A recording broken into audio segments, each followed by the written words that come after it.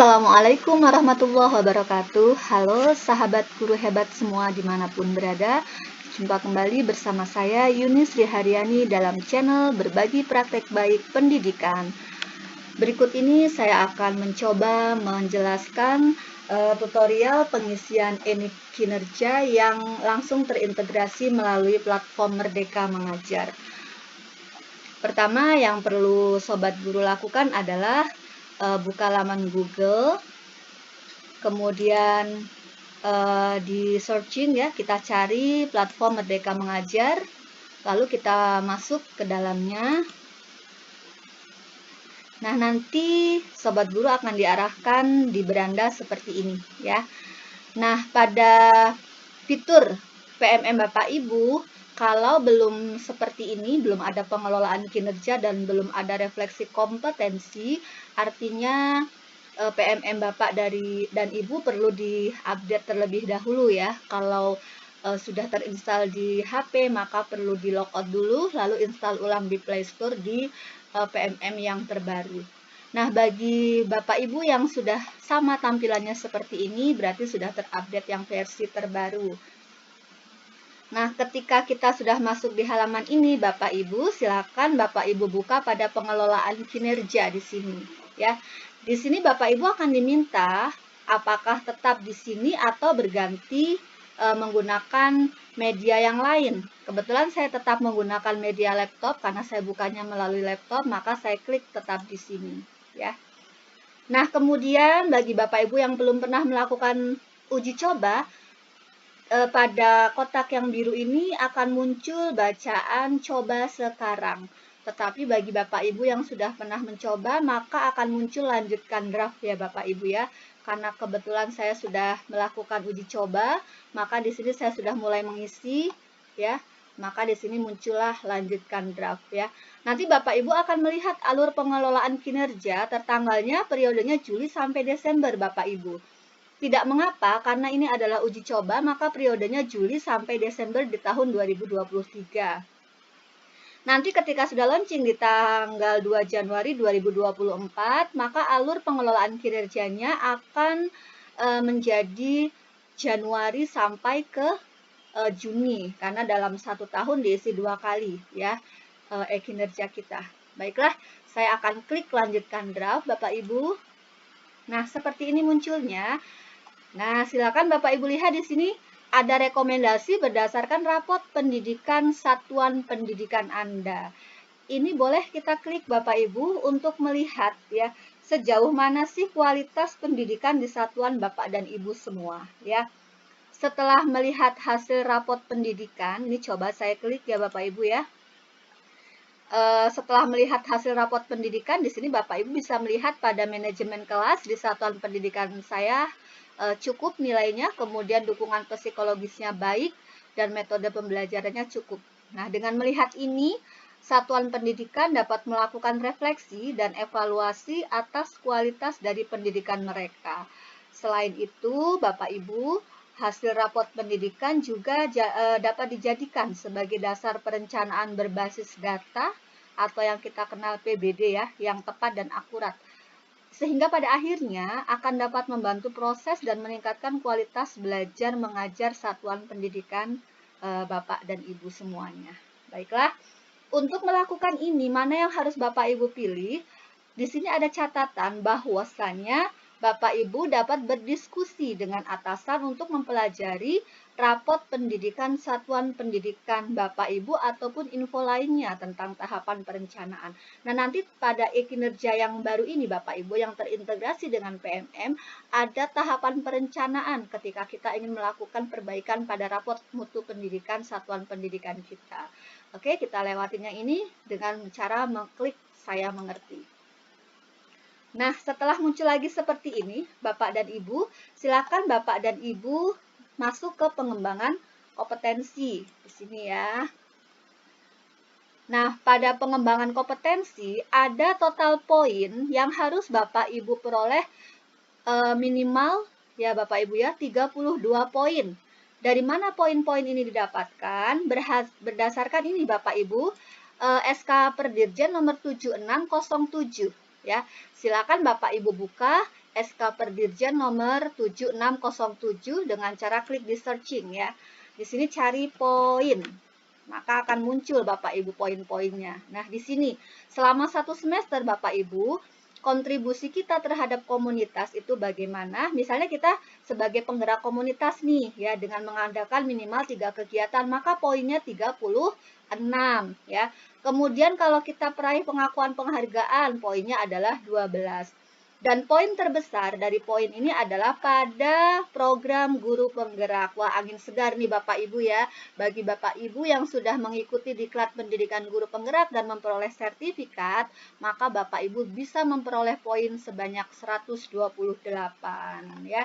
Kita kembali ke yang tadi Bapak Ibu. Nah, jika Bapak Ibu tidak mau melihat SK Perdirjen tadi, tidak mengapa, nanti di situ juga akan diarahkan di RHK-nya Bapak Ibu ya.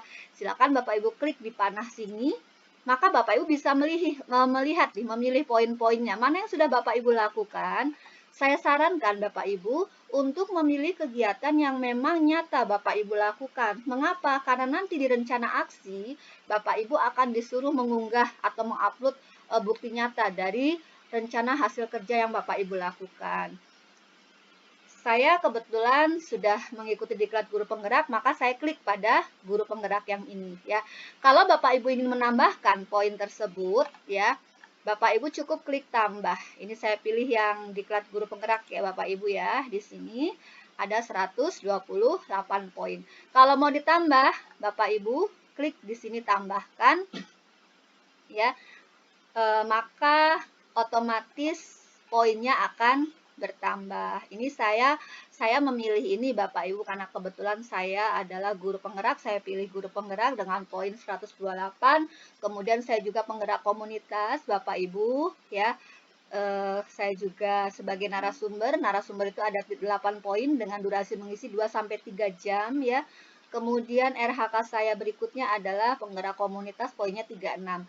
Nah, ada lagi poin yang bisa menambah poin kita agak lumayan besar Bapak Ibu, 24 poin, yaitu poin kita mengupload RPP kita pada platform Merdeka Mengajar itu ada 24 poin ya. Baiklah, di sini setelah Bapak Ibu pilih poinnya, Bapak Ibu masuk ke ini, ke tugas tambahan Bapak Ibu. Nah, di sini ada tugas tambahan yang bisa Bapak Ibu masukkan. Cuman di sini opsional ya Bapak Ibu. Artinya kalau memang Bapak Ibu tidak memiliki tugas tambahan, maka boleh poin ini tidaklah diisi. Tetapi saran saya kalau memang Bapak Ibu memiliki tugas tambahan diisi ya. Kebetulan saya memiliki tugas tambahan adalah sebagai pembina ekstrakurikuler. Ya, maka saya di sini pilih sebagai pembina ekstrakurikuler ya. Bukti dukungnya apa? Laporan disertai SK. Kemudian targetnya 1 kegiatan per semester. Setelah ini kita isi Bapak Ibu, maka diarahkan lagi ke sini, ke perilaku kerja ya. Perilaku kerja pada indikator perwujudan perilaku yang terintegrasi pada PMM ya, di kinerja PMM ini Bapak Ibu singkatannya berakhlak ya Bapak Ibu. Berakhlak itu adalah jenis aspek sebagai wujud indikator atau perwujudan perilaku yang akan dinilai ya. Yang pertama adalah aspek berorientasi pelayanan. Nah, aspek-aspek dalam indikator dan perwujudan perilaku, Bapak Ibu hanya cukup memilih 1 indikator saja Bapak Ibu, tidak usah banyak-banyak ya, cukup 1 saja. Misalnya di sini berorientasi pelayanan. Klik saja yang panas ini Bapak Ibu. Nah, pilihlah. Di sini saya memilih nih. Harapan saya di tahun 2024 di semester 1 pada orientasi pelayanan saya memilih memahami kebutuhan peserta didik dan berusaha memenuhinya, ya. Nah, bagaimana cara saya menerapkan perilaku tersebut dalam kehidupan sehari-hari? Saya pilih Bapak Ibu. Yang mungkin bisa saya lakukan adalah yang ini. Misalnya nih ya Bu ya, Bapak dan Ibu mengidentifikasi kebutuhan peserta didik secara proaktif. Itu di aspek berorientasi pelayanan. Kemudian aspek kedua, ya, yang A itu adalah akuntabel. Apa perilaku yang ingin Anda fokuskan di tahun ini? Saya memilih melaksanakan tugas dengan jujur, bertanggung jawab, cermat, disiplin, dan berintegritas tinggi. Lalu apa yang mau saya lakukan, Bapak Ibu? Untuk mewujudkan indikator ini adalah melaksanakan pekerjaan sesuai dengan ketentuan. Artinya saya bertanggung jawab dan berintegritas tinggi, itu harapan saya. Kemudian pada aspek kompeten. Pada aspek kompeten, saya memilih menunjukkan penguasaan kompetensi yang memadai dalam melakukan kinerja. Setiap Bapak Ibu memilih, cukup klik yang panah sini saja ya Bapak Ibu ya. Bapak Ibu bisa memilih apa sih kira-kira yang akan Bapak Ibu lakukan dalam indikator tiap aspek tersebut. Dan apa yang akan Bapak Ibu coba terapkan melalui perilaku kehidupan sehari-hari. Misalnya ini dalam aspek kompeten, perwujudan perilakunya adalah menunjukkan kompetensi dalam bekerja sehingga menjadi teladan bagi rekan sejawat. Saya berharap di tahun 2024 nanti saya akan dapat menunjukkan kompetensi dalam bekerja sehingga bisa menjadi teladan bagi rekan sejawat saya. Kemudian aspek yang keempat adalah aspek harmonis. Aspek harmonis di sini bisa kita pilih lagi. Saya memilih menghargai setiap warga satuan pendidikan apapun latar belakangnya. Kemudian cara saya mewujudkannya adalah berlaku adil kepada setiap orang tanpa memandang kedudukan, jabatan, latar belakang, suku, agama, ras, dan gender. Misalnya Bapak Ibu ingin memilih yang lain, boleh. Silakan Bapak Ibu klik di sini, ya. Klik saja di sini, ya. Nah, kemudian aspek yang kelima adalah loyal Bapak Ibu. Indikator perilakunya adalah menjaga nama baik satuan pendidikan, sesama guru, dan peserta didik dimanapun berada. Saya berharap aspek saya pada aspek loyalitas di tahun 2024 saya dapat menjaga nama baik satuan pendidikan saya, nama baik rekan guru saya, gitu ya. Kemudian nama baik peserta pendidik yang saya ampuh, ya. Apa yang bisa saya wujudkan? Saya bersikap dan berperilaku yang melindungi nama baik serta citra satuan pendidikan. Saya akan terus berusaha menjaga nama baik satuan pendidikan saya, menjaga nama baik teman-teman sejawat saya, dan menjaga nama baik murid-murid saya di sekolah, ya. Kemudian aspek yang keenam Bapak Ibu adalah adaptif, ya. Saya memilih yang ini Bapak Ibu, ya. Terus berinovasi, di sini yang saya pilih. Saya akan mencoba terus berinovasi, mengembangkan kreativitas untuk memajukan satuan pendidikan.